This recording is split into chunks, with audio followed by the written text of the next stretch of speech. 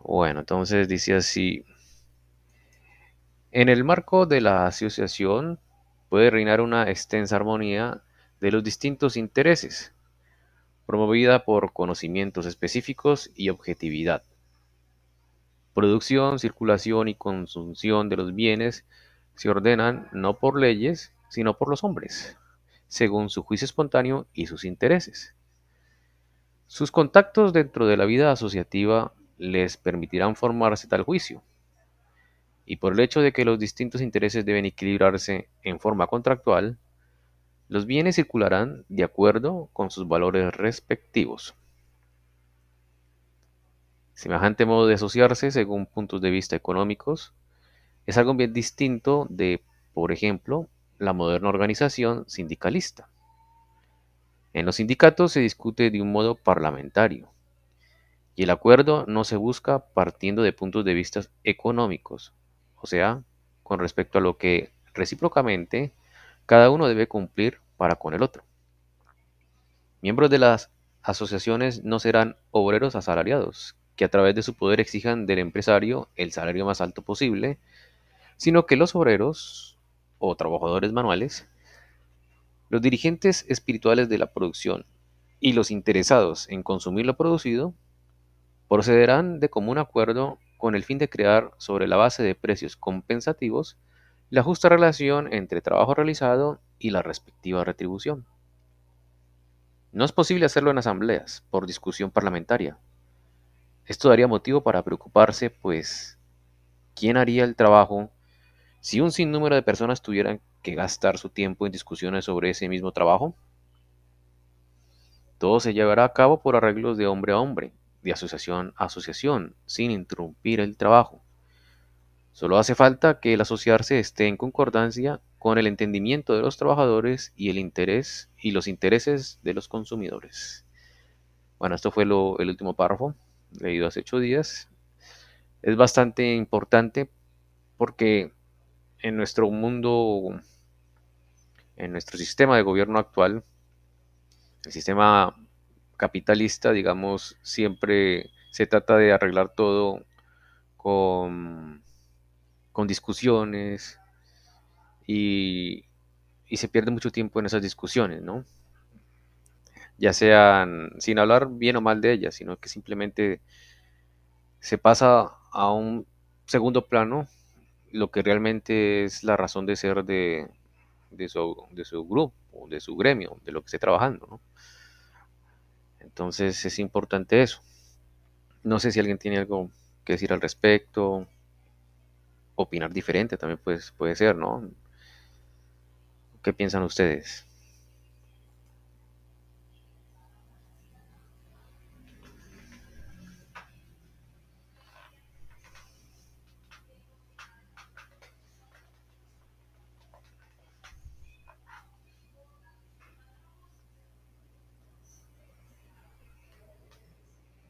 Bueno, allí me surge una pregunta también, que es cuando en la parte aparece como las conversaciones de hombre a hombre, ahorita con lo que está sucediendo con, por ejemplo, la inteligencia artificial y todo el uso de máquinas y todo, ya que prácticamente ya se tendría un punto adicional, ahí qué sucedería, ¿no? O sea, ya se volvería más, como más difícil ese tipo de comunicación, ¿cierto? Sí, de acuerdo, eso es cierto.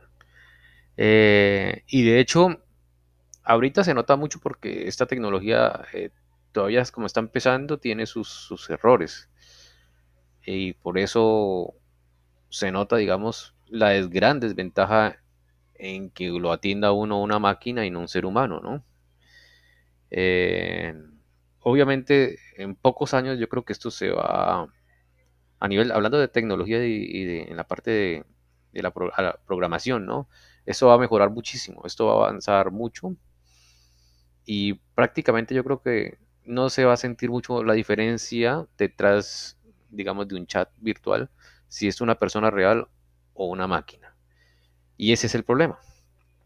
Como tú dices, digamos, cuando se trata de una libertad, digamos, humana, es importante diferenciar la parte social de la parte tecnológica, ¿no? Yo me acuerdo que por ahí, o incluso hasta ahora, no digo esto con seguridad de los años, pero digamos se ha malinterpretado por casi creo que un siglo ya, algunas palabras que dijo Gandhi en su tiempo, ¿no? De acuerdo con la revolución industrial. Él decía que eso era malísimo para la sociedad del pueblo indio, ¿no? La revolución industrial.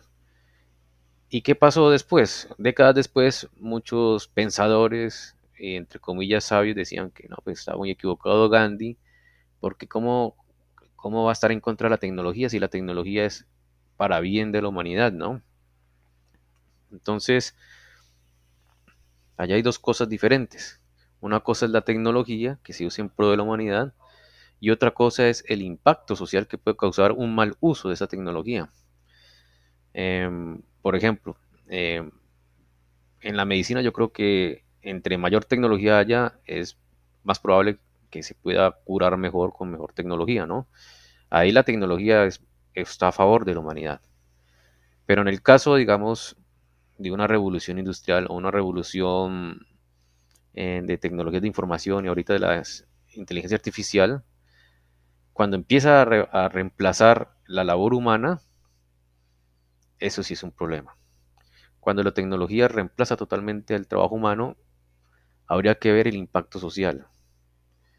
Cuando la tecnología es una herramienta para ayudar al trabajo humano, es muy buena.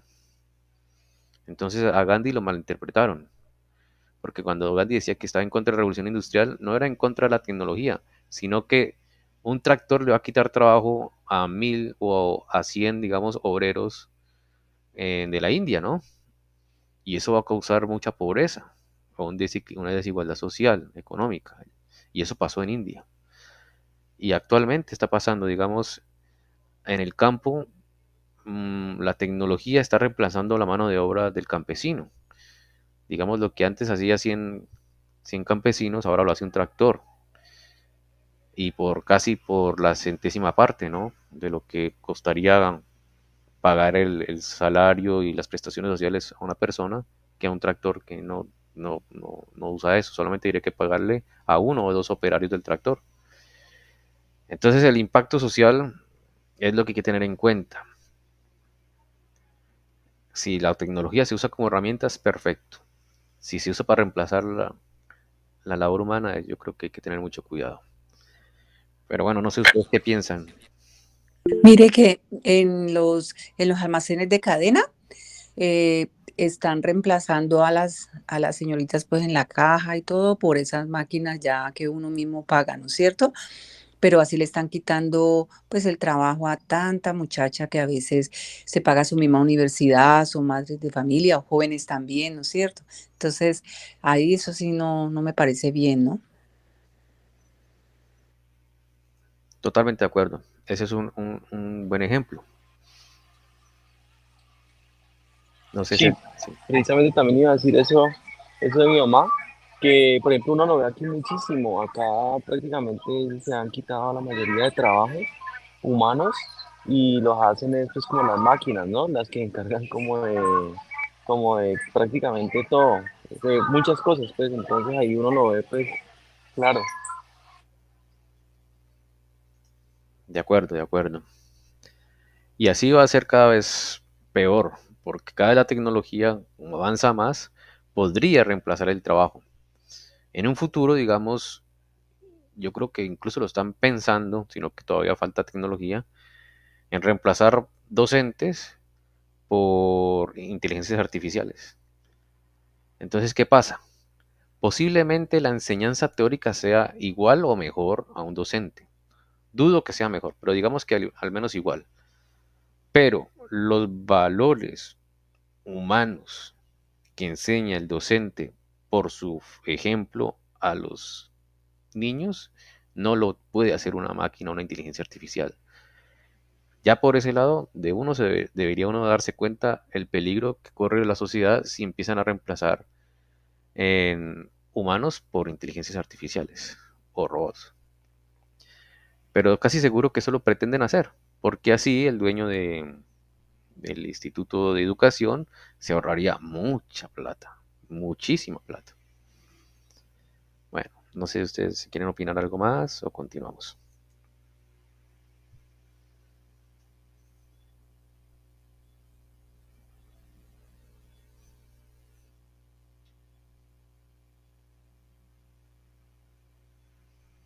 Yo lo que creo es que el problema, o sea, la inteligencia artificial, como todo lo que ha venido pasando, es inevitable. Eso no lo puede parar nadie.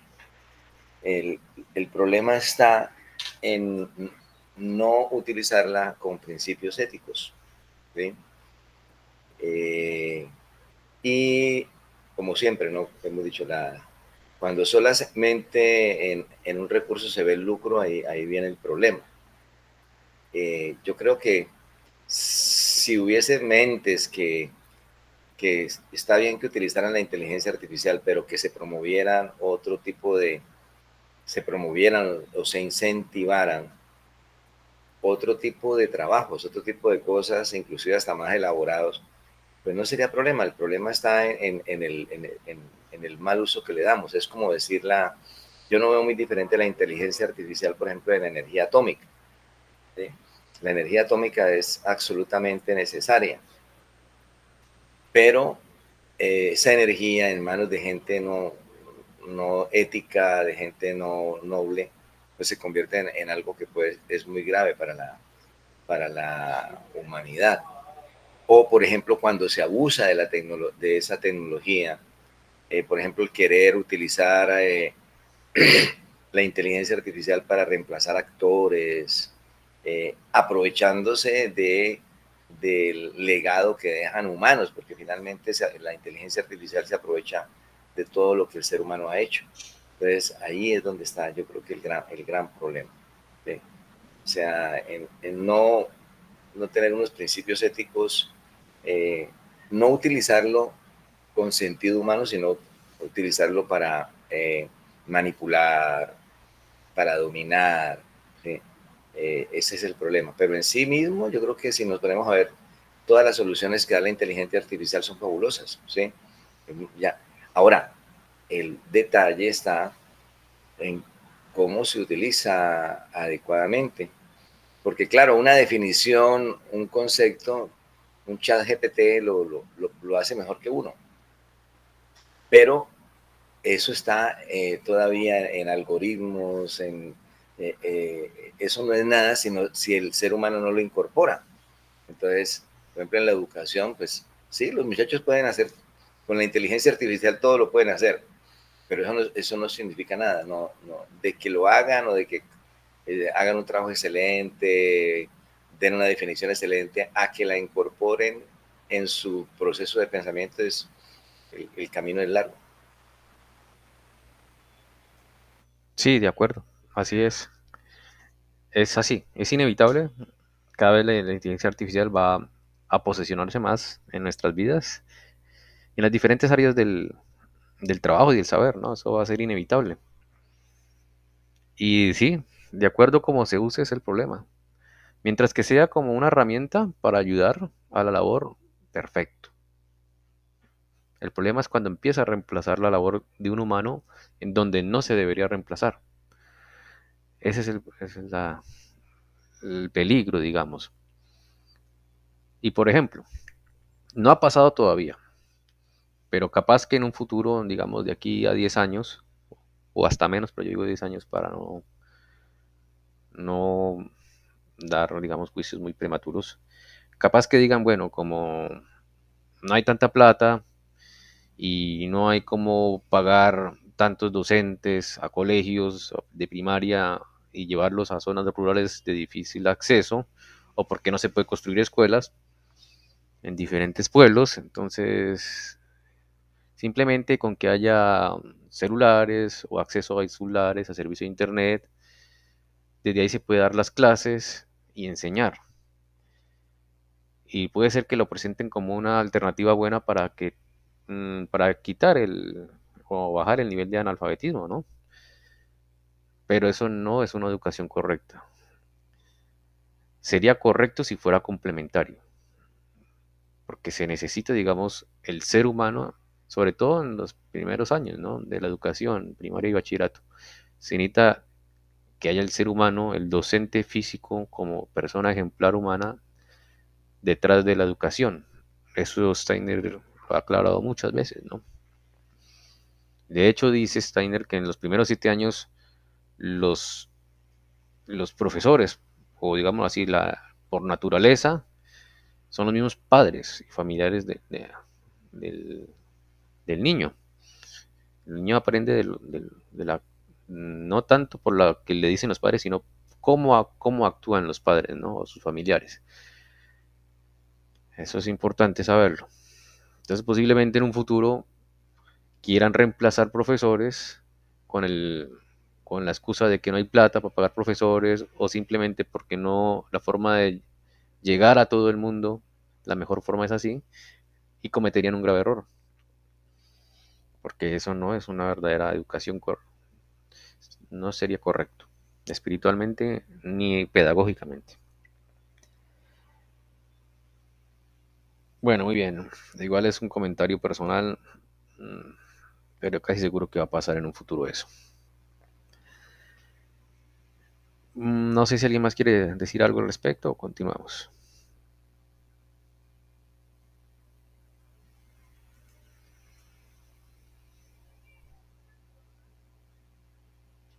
Continuemos, Santi. Vale, muy bien. Con lo que antecede no se da ninguna utopía, pues no se dice esto hay que establecerlo de esta o aquella manera, sino que se alude a cómo los hombres mismos organizarán las cosas si se proponen actuar en concordancia con su propio entendimiento y sus intereses. El motivo para asociarse de la referida manera, siempre que no lo impida la intromisión estatal, reside, por un lado, en la naturaleza humana, pues la naturaleza produce las necesidades. Por otro lado, puede patrocinarlo la vida espiritual autónoma, puesto que ella conduce a los conocimientos necesarios en que se debe basarse la comunidad. Quien piense de acuerdo con la experiencia ha de consentir en que semejantes comunidades asociativas pueden formarse en cualquier momento y que no encierran nada de utópico. Nada impide su formación sino el hecho de que el hombre de nuestro tiempo quiera organizar desde afuera la vida económica, en el sentido en que para él la idea de la organización se ha convertido en una sugestión. En cambio, la organización económica que se basa en el asociarse libremente es la contraimagen de aquella propensión a querer organizar desde afuera para que los hombres cooperen en la producción. Por el asociarse, los hombres se unen unos con otros y la razón del individuo engendra lo metódico del todo. Se podría objetar: ¿para qué sirve que el pobre, el obrero, se asocie con el que posee los medios de producción, ya que sería mejor que la producción y el consumo se regularicen desde afuera en forma equitativa? Pero tal ordenamiento organizador suprime la fuerza individual de libre creación y deja la economía sin aquello que únicamente se origina en dicha fuerza. Si a pesar de la economía sin aquello que únicamente se origina en dicha fuerza, perdón, si a pesar de todos los prejuicios se hiciera la prueba, incluso con una asociación del obrero con el dueño de los medios de producción, éste necesariamente tendrá que retribuir a aquel, si no intervienen otras fuerzas que las económicas, lo que compense el trabajo realizado. Actualmente se habla de estos problemas, no por los instintos que tienen su origen en las experiencias de la vida, sino según el estado de ánimo que no se basa en pensamientos económicos, sino que se ha producido por intereses relacionados con la conciencia de clase y de otra índole. Esto se debe a que en los tiempos modernos, en que justamente la vida económica se ha tornado cada vez más compleja, el hombre no supo responder a ello con ideas puramente económicas. Lo impidió una vida espiritual que no es libre. Los hombres actúan en la vida económica en forma rutinaria, sin tener idea de las fuerzas estructurales y dinámicas de la economía. Trabajan sin la debida comprensión de la vida humana en su totalidad. En las asociaciones los hombres llegarán a conocer mutuamente lo que cada uno necesariamente debe saber. Se formarán experiencias sobre lo económicamente posible, porque los hombres juzgarán conjuntamente en base a la comprensión y experiencia que cada uno recoge en su sector. Del mismo modo que la vida espiritual libre solo se basa en las fuerzas que le son inmanentes, así también el sistema económico asociativo en los valores económicos que se generan a través de las asociaciones. ¿Qué actividad le toca a cada individuo de la vida económica? Será resultado de su actuar juntamente con quienes él se halla económicamente asociado, y debido a ello influirá sobre la economía en general exactamente en la medida en que contribuya con su propio trabajo. En este libro también se expone cómo serán las condiciones de los imposibilitados dentro de la vida económica. Si ésta se estructura sobre la base de sus propias fuerzas, resultará la debida protección que se da al débil al lado del fuerte. Bueno, todo esto es muy interesante. Por lo general, digamos, en la sociedad actual, ¿no? En el sistema actual, normalmente se hacen las reglas para que, digamos, desde afuera se organicen las actividades económicas y no de manera independiente desde adentro, como dice Steiner que debe ser. Entonces, eso es muy importante. En otras palabras, a veces, no, a veces no. Casi seguro que casi todos nosotros pensábamos que es bueno que el gobierno ponga ciertas reglas a la hora de organizar la actividad económica. Según Steiner o la antroposofía, esto tiene que cambiar, porque actualmente esta forma en que se organiza la economía de un país está llevando desde hace más de un siglo hasta ahora al problema de la cuestión social. Hay mucha desigualdad económica. Y dice Steiner que esto se soluciona si la economía se organiza desde adentro, desde, desde asociaciones o grupos pequeños, digámoslo así, que por sus intereses económicos se relacionan de manera independiente, natural, libremente. Y eso va a ser difícil, yo creo que implementarlo en cualquier gobierno actual. No sé ustedes qué piensan.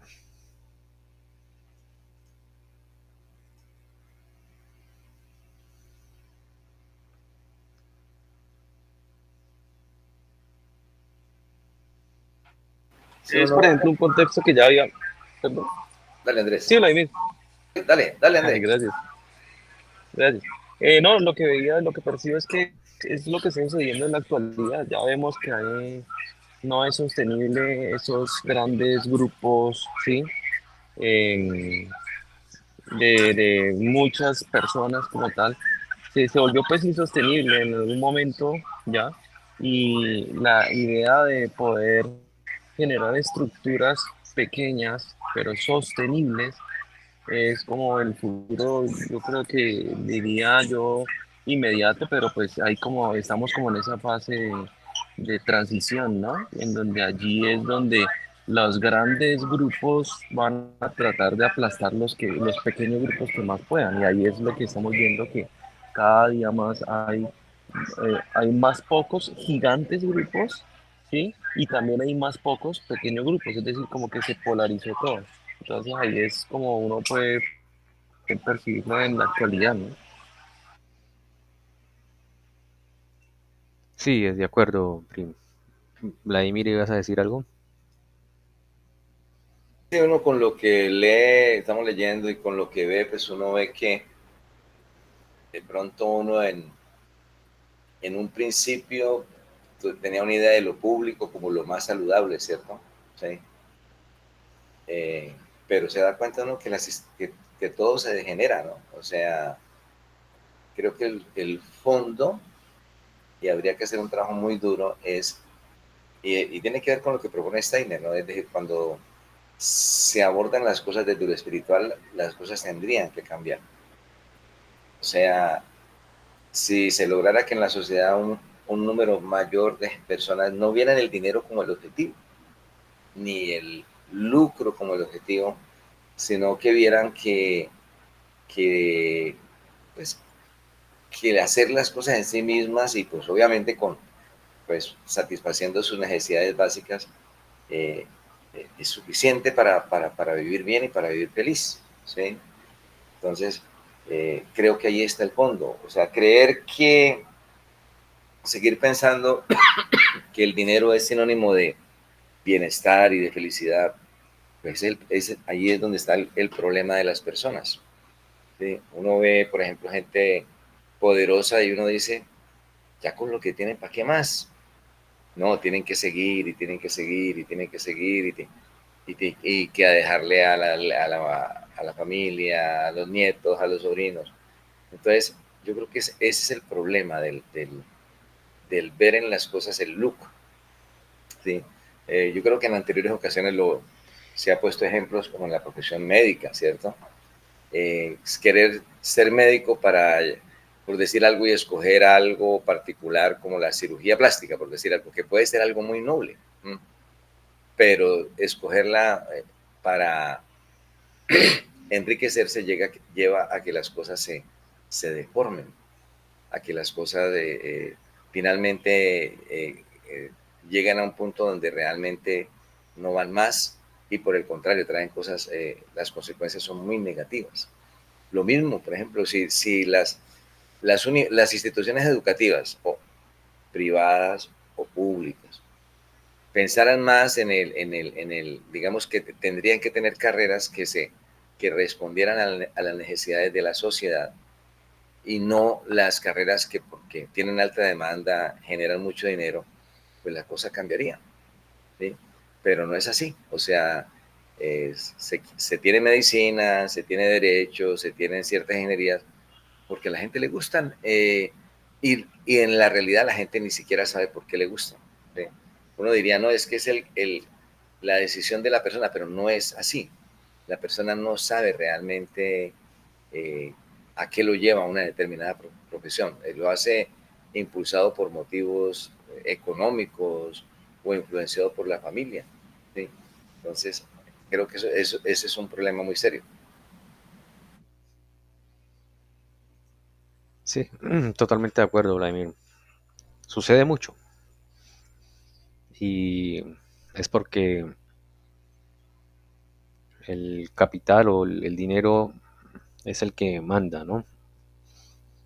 O es el Dios, como decía Cristo, ¿no? La gente a veces no sigue su vocación por temor a que no va a conseguir plata si sigue la vocación que tiene y se mete en una carrera que posiblemente le dé plata, pero no va a ser su vocación. Entonces no se sabe cómo será profesionalmente allí, suponiendo que le fuera bien, pero anímicamente estaría en contradicción y sería terrible para su alma, ¿no? Eh, es difícil esto que dice Steiner,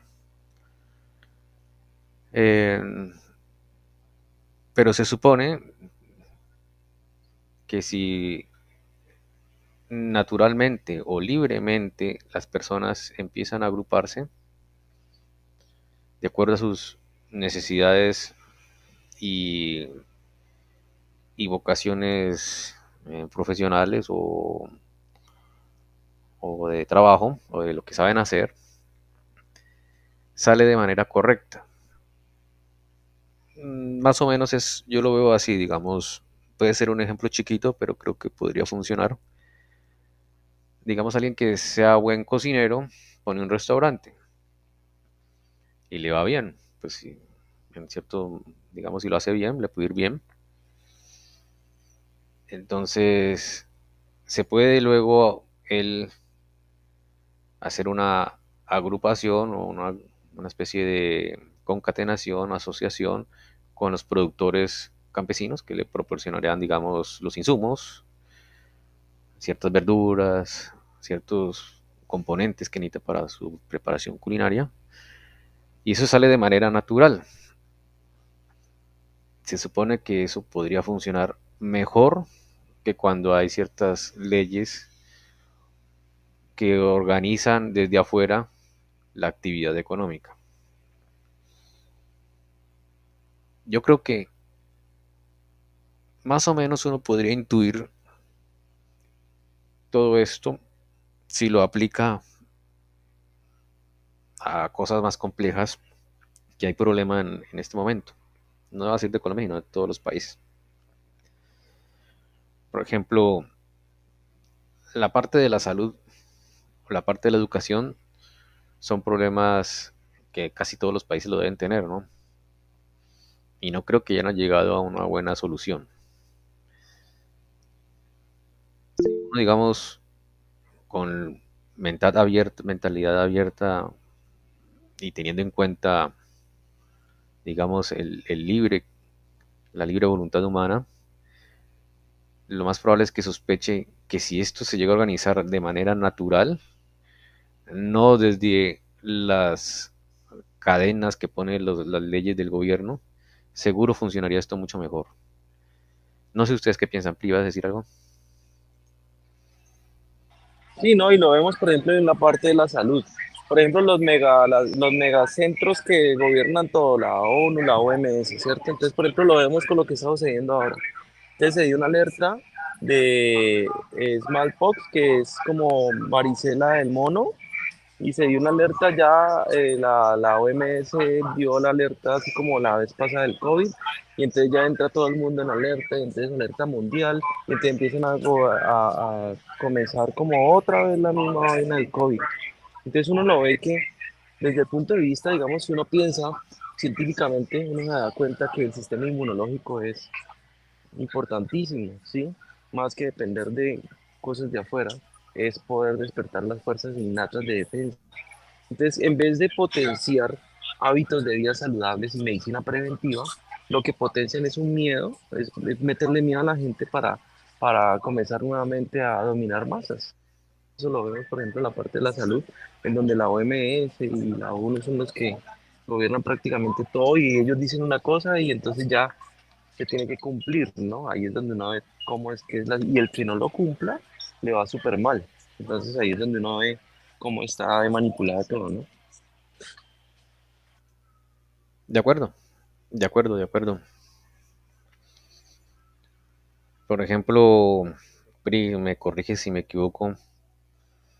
La medicina, digamos, alternativa a veces se ve coartada e incluso le prohíben ejercer ciertas actividades porque no están conforme a las leyes de, digamos, de esas asociaciones mundiales de la medicina convencional, ¿no? Claro, por supuesto. Y es más, no solamente se ve como, no le dan importancia ni, digamos, le dan incentivo para que se pueda estudiar o aplicar, sino que se desprestigia. Y en algunos casos también le inducen como si fuera algo negativo, mientras que lo que quiere la medicina preventiva es poder despertar las fuerzas innatas de curación, pero pues eso no les conviene a las grandes movimientos, ¿no? Claro, de acuerdo. Sobre todo las grandes farmacéuticas que quieren tener su monopolio de curar a punta de lo que ellos venden, de drogas. Bueno, muy bien. No sé si tienen un comentario adicional o continuamos con la lectura.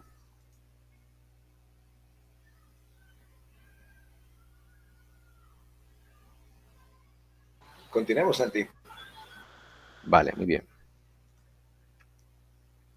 De esta manera, el organismo social ha de dividirse en dos esferas autónomas, que se sostienen mutuamente, debido a que cada una cuenta con su administración específica, la que se origina en sus fuerzas peculiares. Empero entre la una y la otra tiene que existir una tercera esfera, la parte propiamente estatal del organismo social. En ella se hace valer todo aquello que debe supeditarse al juicio y el sentimiento de todo hombre mayor de edad. En la esfera espiritual autónoma, cada uno actúa según sus capacidades particulares. En la economía, cada uno ocupa el lugar que resulte de su relación asociativa. En la esfera político-jurídica, el individuo llega a tener su absoluta condición de hombre en cuanto ésta no depende de las capacidades que le permiten actuar en la vida espiritual autónoma, ni tampoco del valor que a través de la economía asociativa se asigne a los bienes por él producidos. O sea, ahí están las tres ramas que dice Steiner, que deben ser independientes y autónomas, pero que se deben apoyar mutuamente. Este libro ha de demostrar que es de incumbencia en la esfera estatal jurídica establecer las condiciones relativas al tiempo y a la índole del trabajo humano. Dentro de esta última esfera rige la igualdad de los individuos, cada uno frente a otro, porque en ella únicamente se tratan y se administran los asuntos con respecto a los cuales todos los hombres son de igual competencia para juzgar.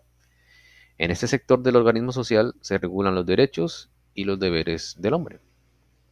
Es como la rama legislativa y judicial. El conjunto de todo organismo social se formará por el resultado del desenvolvimiento independiente de cada una de sus tres esferas. El libro ha de exponer cómo, por la cooperación de los tres sectores, se llevará a cabo la función del capital activo y de los medios de producción, como asimismo a qué condiciones obedecerá el uso del suelo. Quien intente resolver el problema social por alguna teoría económica podrá opinar que lo expuesto en este libro no es de índole práctico. En cambio, quien, según las experiencias de la vida, desee que los hombres arriben a un entendimiento por el cual se llega a conocer y dedicarse a los deberes sociales lo mejor posible, probablemente no negará que el autor del libro aspira a la verdadera práctica de la vida.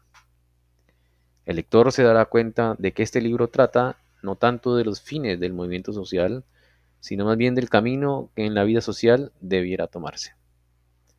La práctica de la vida nos enseña que distintos fines pueden presentarse de distintos aspectos y solo quien piensa abstractamente lo ve todo en contornos fijos. Entonces suele criticar lo práctico de la vida porque considera que no se lo explica con suficiente claridad. Muchos que se tienen por prácticos son, precisamente, semejantes pensadores abstractos, pues no tienen en cuenta que la vida tiende a tomar las más diversas configuraciones. Mas la vida es un elemento fluyente, y quien a él desee adaptarse deberá ajustar a este elemento fundamental su pensamiento y sentimiento, pues sólo con semejante modo de pensar será posible realizar lo que exige la vida social. Las ideas de este libro se concibieron por las experiencias y el estudio de la vida, y de acuerdo con ello debieran comprenderse. Bueno, aquí acaba el capítulo. No sé si tengan algún comentario antes de empezar el siguiente capítulo.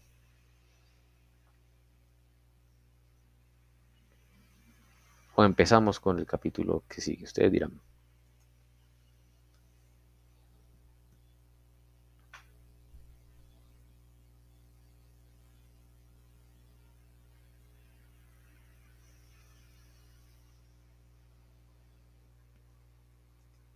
Bueno, yo creo que vamos a seguir un ratico más. Aquí hay una nota preliminar sobre el objeto de este libro. Estas notas a veces son importantes, así que voy a leerla. En la vida social de nuestro tiempo se presentan graves y vastos problemas. La exigencia de nuestras condiciones y organizaciones hace evidente que para solucionar estos problemas es preciso buscar caminos no previstos hasta ahora. Es de esperar que, debido a lo que la situación actual exige, será escuchado quien, por su experiencia de la vida, no puede sino opinar que el no haber pensado en nuevos caminos ha conducido a la actual desorientación social. En esta convicción se apoya lo expuesto en el presente libro. Su objetivo es señalar las medidas para encauzar hacia una bien definida voluntad las reivindicaciones sociales de una gran parte de la humanidad. Para formarse esa voluntad, poco debiera tomarse en consideración el que dichas reivindicaciones no sean simpáticas o no.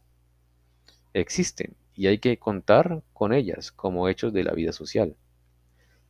Sobre esto deberían reflexionar quienes, por su posición personal, estimen que el autor se refiere a las exigencias proletarias como una manera que ellos desaprueban porque consideran que el asignar a este problema tal importancia se debe a un criterio unilateral. Empero, en la medida en que su conocimiento de la vida se lo permite, el autor quiere hablar con fundamento en la realidad de las actuales condiciones de vida. Tiene ante sus ojos las consecuencias funestas que han de producirse si se desestiman los hechos que surgieron de las condiciones de vida de nuestra época, y si no se toman en cuenta las respectivas exigencias sociales. Lo que el autor expone tampoco satisfará a quienes se consideran hombres de experiencia práctica tal como actualmente, bajo la influencia de hábitos arraigados, se la entiende. A ellos les parecerá que el autor no conoce la vida práctica, mientras que precisamente ellos deberían reorientarse, pues su concepto de lo práctico se presenta como algo que por los hechos que la humanidad acaba de experimentar se evidencia como error, más aún, como error que nos ha conducido al desastre sin límites. Deberán comprender que habrá que reconocer como práctico mucho que ellos hasta ahora habían considerado como idealismo insensato. Puede ser que ellos consideren desacertado el punto de partida de este escrito por el hecho de que en su primera parte muy poco se habla de la vida económica y mucho más de la vida cultural. Sin embargo, por su conocimiento de la vida, el autor se ve precisado a pensar que innumerables nuevos errores van a sumarse a los desaciertos ya cometidos, si no se presta la debida atención a la vida cultural de nuestro tiempo. Pero tampoco estará de acuerdo con lo expuesto en este libro los que, en las formas más diversas y siempre de nuevo, repiten la fraseología de que la humanidad debiera dejar de consagrarse a los intereses puramente materiales y que debiera dirigirse hacia el espíritu, hacia el idealismo. Pero el autor no tiene mucho la mera referencia al espíritu, ni el extenderse sobre un mundo espiritual nebuloso.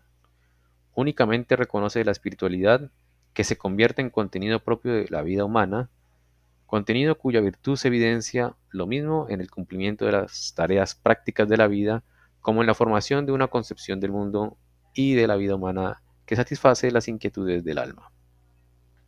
Lo que importa no radica en reconocer o creer reconocer lo espiritual, sino que la espiritualidad se manifieste incluso en la comprensión de la realidad de la vida práctica. Tal espíritu no se limita a exteriorizarse como corriente secundaria reservada a la intimidad del ser anímico. De modo que lo expuesto en este libro les parecerá poco espiritual a los espiritualistas e irreal a los prácticos. El autor cree que de su manera podrá contribuir algo a la vida del presente precisamente porque no se inclina hacia lo irreal de los que se consideran prácticos, ni tampoco estima justificado el mero hablar del espíritu, que convierte a las palabras en ilusiones de vida. En este libro nos referimos a la cuestión social, considerándola como problema de tres aspectos: el económico, el jurídico y el cultural. Y el autor cree que puede afirmar que a través de las exigencias de la vida económica, la jurídica y la espiritual, se pone de manifiesto el verdadero carácter del problema. Únicamente de ese entendimiento puede ganarse los impulsos para llegar a la sana estructura de dichas tres esferas del organismo social. En tiempos pasados de la evolución de la humanidad, los instintos sociales conducían a que dentro de la totalidad de la vida social las tres esferas se estructurasen de una manera adecuada a la naturaleza humana de aquellos tiempos. En nuestra época, en cambio, es necesario partir de premeditados designios sociales con el fin de realizar tal estructuración.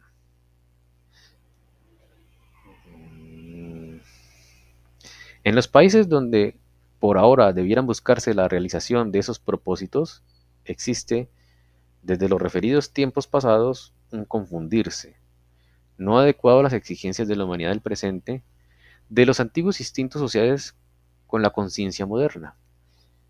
Y en algunas ideas de las que hoy se consideran basadas en un sensato pensar social, aún se perpetúan los instintos antiguos, por lo cual este pensar resulta demasiado débil frente a lo que exigen los hechos.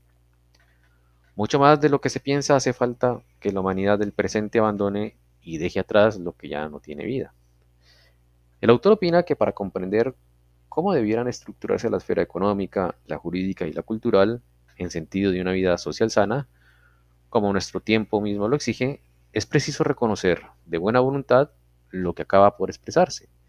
Y en este libro se somete al criterio de nuestro tiempo lo que el autor estima que a este propósito debe exponerse con el fin de encontrar el camino hacia un ordenamiento social de acuerdo con la realidad y las exigencias de la vida. Solo mediante tal esfuerzo será posible llegar a soluciones más allá de lo ilusorio y utópico en el campo de la cuestión social. Quien, no obstante, encuentre algo utópico en este libro, que tome en consideración cuán fácilmente, al formarse ideas sobre el posible desarrollo de las condiciones sociales, se caen ilusiones ajenas a la vida real, mientras que se considera utópico lo que, como lo expresado en este escrito, se basa en la realidad y experiencia de la vida. De modo que muchos lo llamarán abstracto porque únicamente les parece concreto su propio modo de pensar. El autor sabe que, por de pronto, a los firmemente adictos a programas partidarios no les satisfará lo expuesto. No obstante, cree que bien pronto muchos de ellos llegarán a convencerse de que los hechos de la evolución ya han dejado muy atrás las perspectivas partidarias, y que ante todo será necesario formarse ideas acerca de los fines sociales inmediatos independientemente de todo programa de partido. Esto lo escribió Steiner hace más de 100 años. Y esto aún no se ha cambiado, sigue igual desde hace 100 años. Bueno, no sé ustedes qué piensan al respecto de esta nota aclaratoria de Steiner antes de empezar el fuerte del contenido. ¿Ustedes qué piensan al respecto?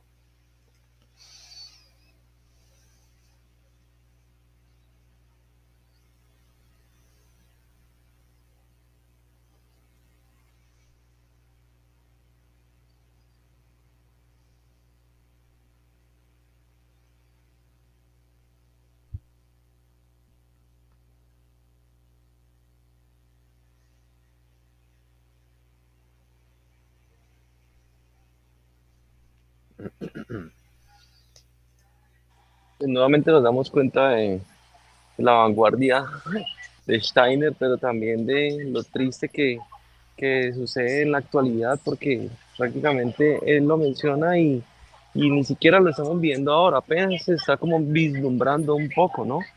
Entonces allí es como tratar uno de listo, de seguir ese ejemplo y tratar dentro de lo poco hacer lo que más pueda uno de poder configurar esa estructura social como tal, ¿no? En cada acto. Recuerdo que mi padrino siempre nos decía que, bueno, ¿cómo lo podemos aplicar a cada uno en el día a día? Entonces así sería importante también uno poder mirar desde lo propio, cómo poder configurar eso, ¿no? De acuerdo, Pri. Así es.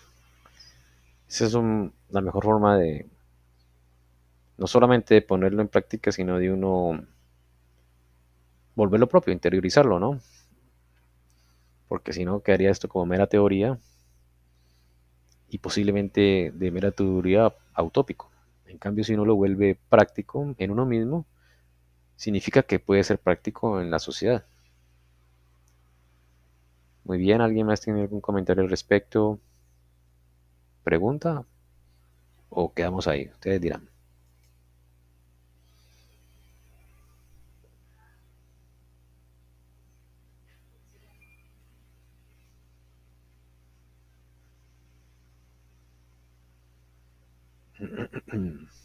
Creo que está bien, Santi.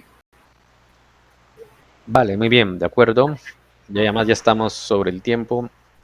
Entonces, no, muchas gracias por participar, por Gracias, conectarse. gracias, Santiago. Bueno, feliz noche. Muchas gracias, Santiago. Bueno, Gracias, Feliz noche feliz para Gracias, un todos. abrazo, noche. feliz Chao. noche. feliz noche. Nos vemos Que dentro de 8 descansen. días. Chao, chao. Igualmente. Dios Buenas mediante. noches, gracias. Chao. Ok, chao.